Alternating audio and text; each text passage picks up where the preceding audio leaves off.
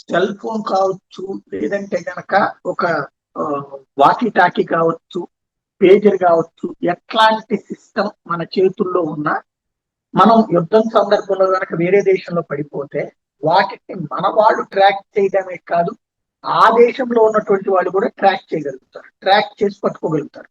But అమెరికాకి సంబంధించినటువంటి రెండవ సైనికుడు ఎలా అయితే వాళ్ళకి దొరకకుండా తప్పించుకున్నాడు అంటే గోస్ట్ ముర్ము అనేటటువంటి ఒక కొత్త టూల్ కనిపెట్టిందట ఇది అమెరికా.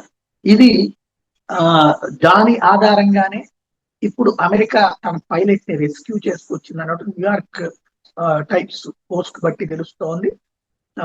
ఇది ఒక సీక్రెట్ టెక్నాలజీ. ఈ మధ్యనే అమెరికా అప్రూవ్ చేసిందట. లాంగ్ రేంజ్ క్వాంటమ్ మ్యాగ్నెటోమీటర్ ద్వారా దీన్ని తయారు చేసుకొచ్చారట. ఎలక్ట్రోమాగ్నెటిక్ ఫింగర్ ప్రింట్ దీనికి ముఖ్యమట. హ్యూమన్ హార్ట్ బీట్ ని కూడా ఇది కౌంట్ చేసి ఆ సదరు ఎవరైతే హెడ్ క్వార్టర్ కి చేరవేస్తుందంటే ఒకవేళ వేరే వాళ్ళకి దొరికిపోతే కూడా అర్థమైపోతుంది దాని ద్వారా. అలాగే ఆర్టిఫిషియల్ ఇంటెలిజెన్స్ సాఫ్ట్వేర్ ఆధారంగా దీన్ని నడుపుకొచ్చారు.